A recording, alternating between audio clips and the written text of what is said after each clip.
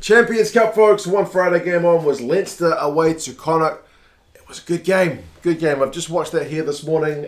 26 points to 21. Still just the first leg, but a very competitive fixture. Really happy with that one. We'll go through some key events, some stats, and you guys can let me know your thoughts on the game. Obviously, I think Connacht, based on the couple of recent results they've had with Leinster, needed a good start in this one, and they got it, man. They got it. Porch with the try. Flying start for Connacht early 5-0. Seemed pretty windy. Conversion from Cardi initially goes wide. Jersey colours, when the sun was going down, is it just me or were they slightly similar? Like, not a full-on clash. But, you know, when the jerseys are drastically different, your brain doesn't need to think when there's a line break, and you can easily tell, okay, he's got two guys with him and there's only one defender. I don't know, with the sun setting, the green and the blue was just a little bit murky. Maybe that's just me. I don't know. Once the sun went down, it wasn't really a problem. But, yeah, that was something a bit different. And I should say the crowd was pretty loud, especially once Porch went over for the try and at later points on this game. And to Connacht's credit, the early times when Leinster were down their end, they managed to turn them over really well. So the defence was holding something awesome, and it was 7 points to 3 when Leinster eventually opted for a 3. But not long after that, that was about 19 minutes. Bang, bang. It's a quick fire double for Leinster, both of them to James Lowe. The first one was really well worked. The Connacht defence just couldn't come around the corner fast enough. It was like a 5-on-3. They put James Lowe through a hole. He's got wheels. Goes over for a really nice try. So suddenly, you know, you've gone from 7-0 up to 10-7 down if you're a Connacht fan. But yeah, exchange of penalties. Mac Hansen was looking pretty sharp when Connacht actually finally managed to get some ball because they had been under the pump for a wee while. But yeah, 15-8, 18-8. Sexton kicks it dead before half-time. Connacht get a chance to get a penalty, so it's, I think, 18-11 at half-time. And then Connacht start the second half the same way they finished the first, which was in the ascendancy, at least for that period. You know, as the game shifts with its momentum, they managed to get another penalty to make it 18-14. But immediately from the restart, and it's kind of a coach killer, Connacht got charged down from the restart. I think it was Jimmy O'Brien. Yeah, so that leads to a 5-metre scrum, and that's where James Lowe gets denied his hat-trick when they spin it wide from the scrum with advantage. There was a wee knock-on from Luke McGrath at the base of that scrum. But, yeah, they go back for advantage.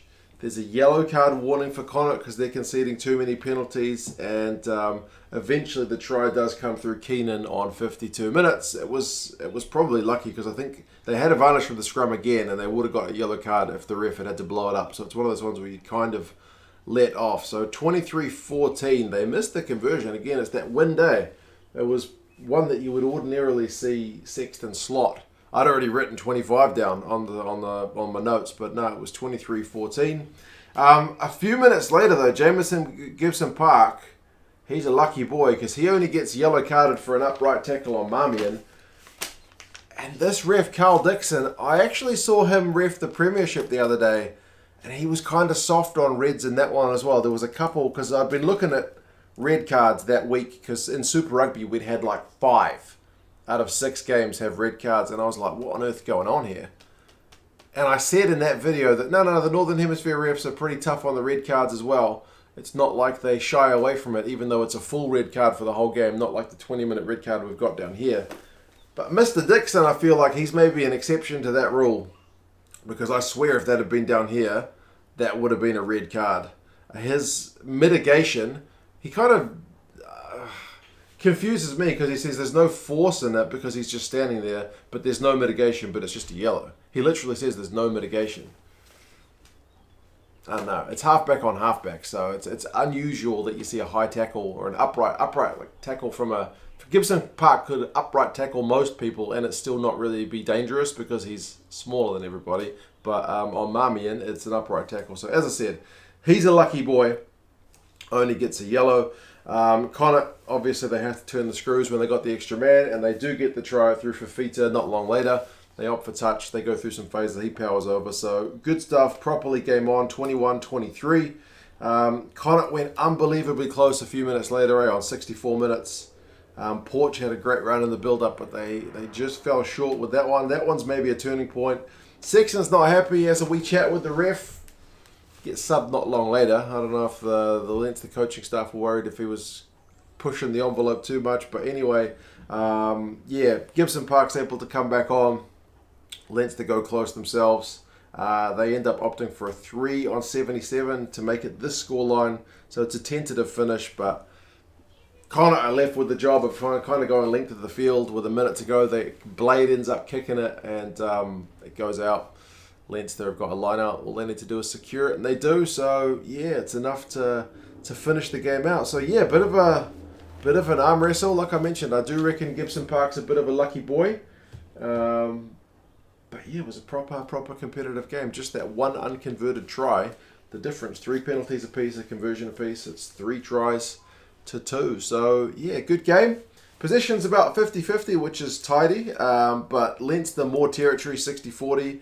Interestingly though, Connacht managed 6 clean breaks to 4, which is usually a good indication that you're doing something right.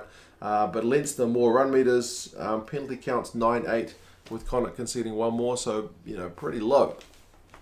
Which is generally what I prefer to see, because high penalty counts tend to make for kind of stop-start affairs. Porch, like I mentioned, he had a good game, 98 run meters, 2 clean breaks. James Lowe, 130 run meters, 2 clean breaks. So both pretty entertaining guys, but it was Doris who got star of the match. 15 from 17 tackles, 12 carries from him, so a busy shift. Connor Oliver, though, don't sleep on that guy. I mentioned him in the preview, gets through a ton of work, 17 tackles, misses 2. But yeah, good shift. But overall, pretty good game. Obviously, Connacht will be up against it in the return fixture at the Aviva. But as far as this one goes, I think they performed better than a lot of people thought they were going to do, which is certainly pretty pleasing stuff. And on another day, they genuinely could have won that one. So yeah, good game. Pretty happy with it. Starts my day pretty well. But yeah, we'll have a look at the Saturday and Sunday games for the lineups shortly. But otherwise, you guys let me know your thoughts on this one, and I'll talk to you guys again soon. See you later.